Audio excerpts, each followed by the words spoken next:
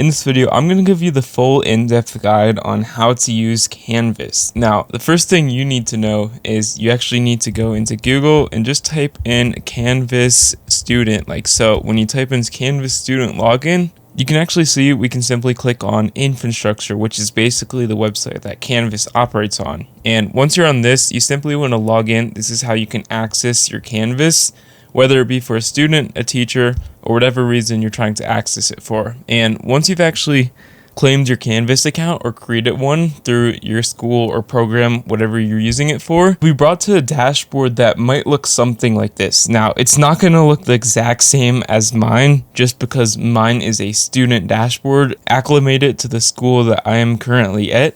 But it'll look something like this. You'll have a few different classes in here once you've actually signed up using your email from your school, or your teachers actually added you to the course class. So you should ask them if they have not already added you and you see nothing on the screen when you're logged in, which means you could be logged in with the wrong email or they just haven't added you yet. But once you're on the screen, which is called a dashboard, you can actually see we have a couple different options. We've got courses option here, which is basically just showing you a list of all your courses. The exact same thing as the dashboard, but just shows you more courses here.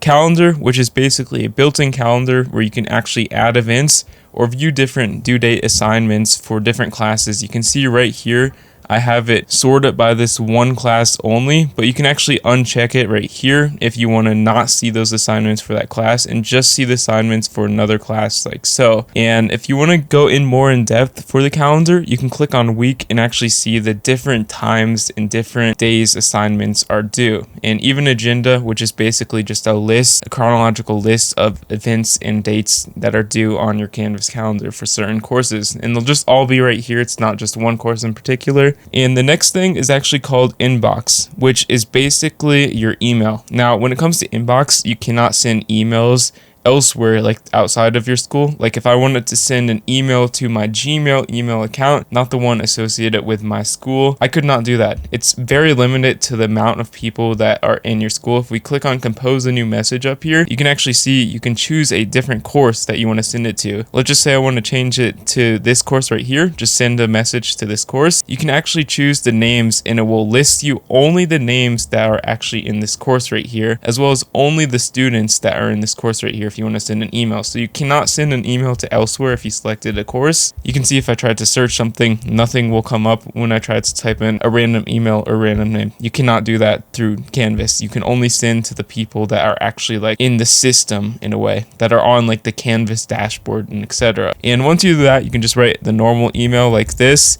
and simply click on send, and you can even add an attachment. It's just like a normal email or a video, but you can only send it to a limited amount of people, and that's basically all you can do with the email. It's very handy just because it's very limited and very acclimated to the people that you actually want to email, just because who else would you be emailing? You're just emailing the people that are in your class. And you can actually see all of my emails right here just on the left hand side of the page, which are basically just emails from different classes, and you can easily respond, and it's just a really easy way to communicate. And the next tab, we actually have the history tab right here, which what this does is it will display a list of classes that you've actually looked at in the last 3 weeks that you might have joined. Now, if you want to join a Canvas class that may or may not be on your current page, you can see there's none on this list right here. You can actually go into Google over here and just type in Canvas classes to join, and you can actually just sign up through Canvas's website right here, which is called Infrastructure. Canvas Infrastructure classes to join, and you can actually scroll down and you can actually click on login to Canvas right here.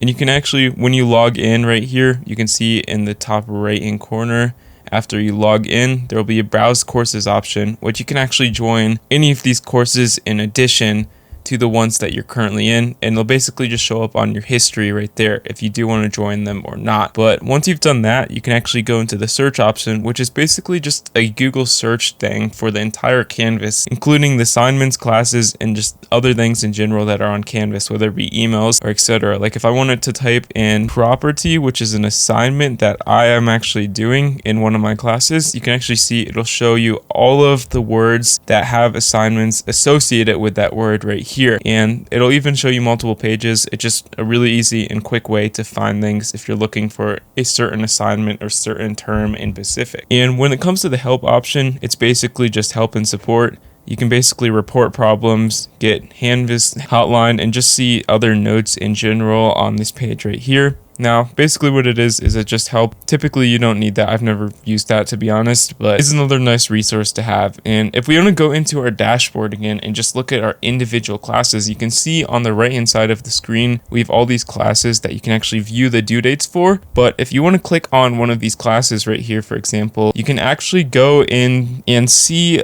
again, all of the assignments due on the right hand side of the screen, as well as this small calendar right here, which you can actually click on dates. But basically when you click on this, it'll bring you to the introduction of the class. Now it might bring you to just a list of assignments depending on how the teachers actually laid out your Canvas dashboard. And as you can see on the left hand side, we have all of these individualized folders, basically just different sections where you can click on assignments, which is basically all of your assignments in order. It's even a drop down menu, as well as modules, which is in my situation just shows me a list of all the dates. That's just how my teacher organized it. Announcements, which is in general, goes for all Canvas classes, will just show you all of the different announcements, like upcoming events in this class. Now, some teachers may or may not use this. It really does depend, and I recommend just fidgeting around on this page in general to actually get a layout for the land, But if you want to submit assignment, you just go to assignments or wherever assignment you're trying to submit, click on it, and you can actually see more information